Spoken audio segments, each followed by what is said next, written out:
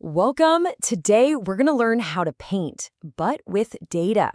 We'll be using one of Python's absolute best tools for the job, Matplotlib. And this whole dive into data artistry is brought to you by Assignment on Click. So, you ready to create your first masterpiece? Let's get into it. So picture this. You've been there, right? Staring at a spreadsheet just packed with rows and columns of numbers.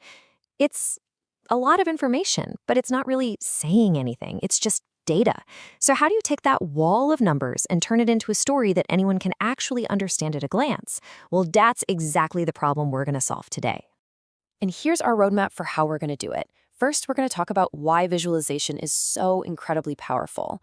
Then, we're getting our hands dirty. We'll make our first plots, line charts, bar charts, and histograms. And to finish it all off, we'll learn how to add those pro-level finishing touches that make your work really shine. Think of it as going from a blank canvas to a full-blown data masterpiece.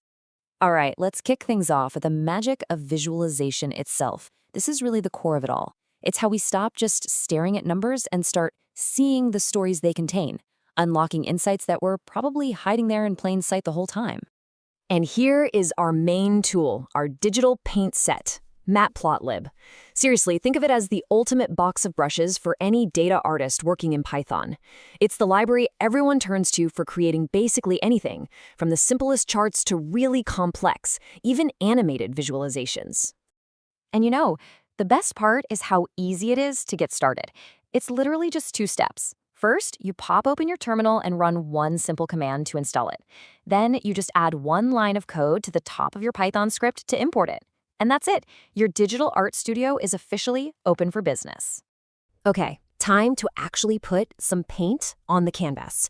We're going to start with line charts. They are the absolute perfect tool for showing trends and telling stories about how things change over time. So just imagine you've got sales data for the entire last year. How do you quickly spot the good months and the bad months, the peaks and the valleys? That's exactly where a line chart comes in. It just connects the dots and instantly shows you the whole journey of your sales data. Now, the thing that's so cool about this is how simple it is.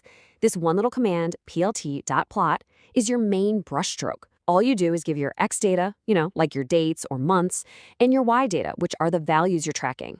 Matplotlib does the rest and draws that perfect line for you. But of course, you can get way more creative than that. You can change the color to match your brand. You can add little markers on each data point so they're easier to see. Or you could even change the line to be dashed or dotted. This is how you start to give your plots a unique style. Okay, next up in our toolkit, bar charts. So, if line charts are all about seeing trends over time, bar charts are for making really clear instant comparisons between different categories or groups. Let's say you need to compare the sales figures for a few different products. Or maybe the populations of different cities. A bar chart is absolutely your best friend here. It makes it totally obvious, like in a split second, which category is winning. And just like with the line chart, the command is beautifully simple. With plt.bar, you just hand Matplotlib your labels, the names of your categories, and then the numbers, the values that go with them.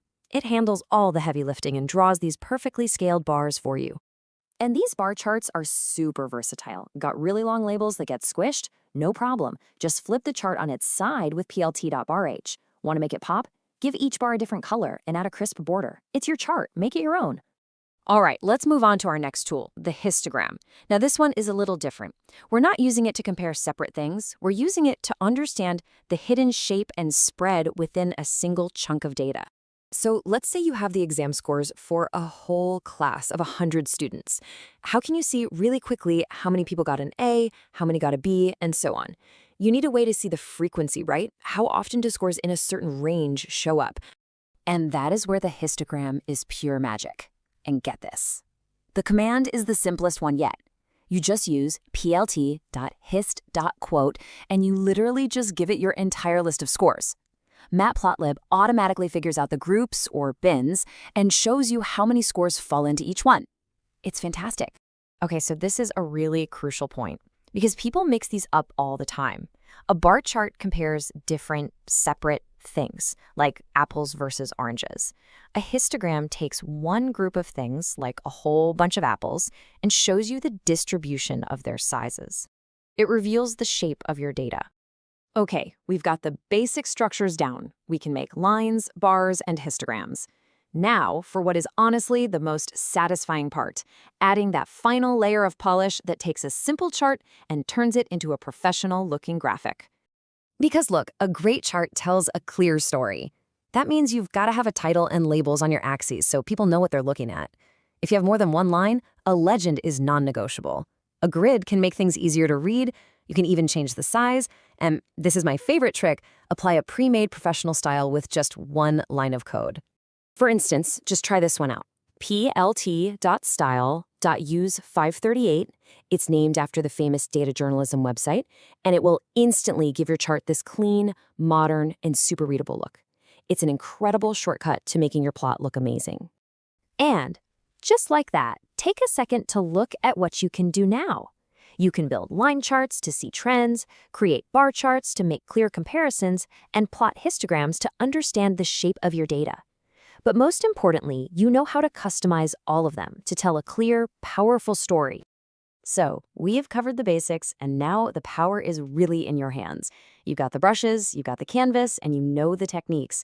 The only real question left is, what story is hiding inside your data, just waiting for you to tell it?